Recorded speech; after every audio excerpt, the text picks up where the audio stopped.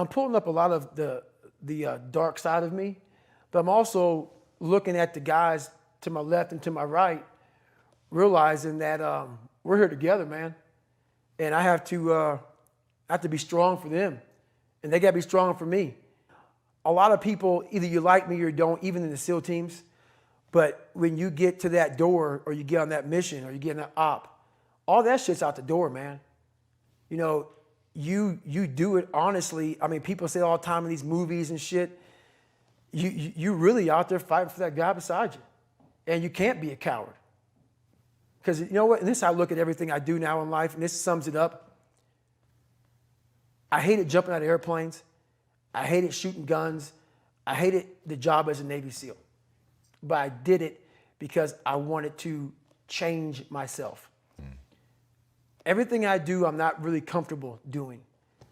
But if you choose to go that route, to go be a Navy SEAL, you might as well go be the hardest motherfucker in the world. Because if you're choosing to do something, you have two routes. You can go there and be a little weak person and get through barely, and that's your reputation. Or you can go through the hardest guy you can possibly be, and that's your reputation.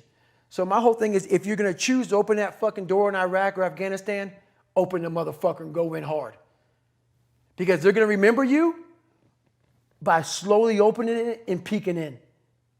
So if you're going to open it and you made the mind to open it, don't crack it open. Open the fucking door, go in. That's with life. If you're choosing to do something, attack it. Because they're going to remember you as not attacking it. So I want to be remembered. You can hate me, but there's one thing you can't say about me. I didn't attack it. So that's the mentality to have. If you're going to do something, you might as well attack it, because you can do it anyway. It still works for me in life as far as attacking things, because no matter what I want to, no matter what avenue I choose, I want to be the very best. And the very best may not be I'm number one. The very best is, did I leave everything inside of me out there? So attacking is not like, oh, I want to win this or win that or be the best. The best is I'm running against myself in everything I do, and that's what I attack. I attack myself. I'm always questioning myself. I'm always holding myself accountable. So the accountability mirror is something that I kind of came up with in high school. Like I said, I started shaving my head when I was 16, and I got caught up in trying to impress so many people because no one liked me. So I developed so many different identities. Let me sag my pants. You know, let me pull my pants up. Let me talk this way or act this way or be this way or whatever the hell it may be. God, dog, there's so many different things I did to try to fit in with so many different groups that when you look in the mirror, that's the one person you can't lie to. So every morning I would shave my head thinking, God, I would reflect back on some of the lies I may have told somebody or some of the ways I acted that I didn't feel comfortable doing. And I did it to impress other normal people. The key word there is normal, everyday people. I was trying to make other people like me. How pathetic is that? So this mirror would always tell me, my reflection would say, God, you are a pathetic man. How does that feel every day to be this way? So I would just start having myself accountable. How did I attack today? How did I attack yesterday? And if I didn't do something I was proud of, I would write down a sticky note and I would fix it. So then my senior year in high school, it was a totally different David Goggins. All right, there was a lunch table that I wanted to sit the cool guy lunch table, man. I wanted, even though everybody was calling me a nigger all the time, I wanted to try to act like somebody I wasn't so I could fit in. And I sold my soul to the devil, trying to act like, no, I'm David fucking Goggins. That's who I am.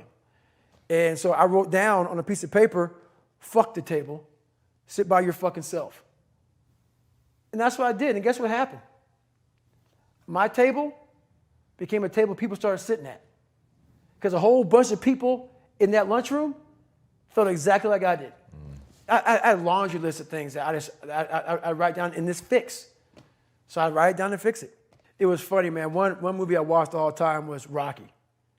Great choice. Rocky 1. And I related to Rocky a lot because of one of the smart guy, just tried real hard. And the one scene that I related a lot of my life to, still to this day, was Rocky 1, round 14. And this is where I got taken souls from. If you look at round 14 of Rocky 1, Apollo is beating the shit out of Rocky. Rocky falls down in this corner. Mickey's saying, stay down, stay down. Rocky doesn't hear a fucking soul. Apollo, after he knocked him down, turns around, hands in the air, like I finally knocked down this animal. Right. Apollo doesn't know it, but Rocky's getting up. Apollo turns around the second Rocky gets up. And Apollo looks at Rocky, and Apollo looks at him with a look of like Rocky just took his soul. Apollo shakes his head, and Rocky has his gloves and emotions towards Apollo. Come on, motherfucker, I'm still here. And this song comes on that I played. So when I broke the Guinness Book of World Records, it took me 17 hours to do 4,030 pull-ups. I listened to one song for 17 hours. 2 minutes and 17 seconds. Dun, dun, dun, dun, dun, dun. I listened to that song for 17 hours, wow, nonstop, on repeat. So the image in my mind of a man was not one that had earrings, sagged his pants. I had this image in my head, and I was going to fulfill that. And I didn't do any trends. I stopped trending. I stopped being this guy who whatever was new, fuck it, that's not what I believe in. I'm doing this. This is what I want to be. This is what I'm going to be. It's funny you say that. I just retired from the military in November 2015. And I was going and going and going and going. And I never really, I was a happy guy, but I'm never in the moment of like sitting back and I want to travel here to have fun or do this or do that. I've never been that person. But the first time I really got a chance to experience true happiness and true peace was so what I did to myself to become who I am today, it takes a great toll on your body.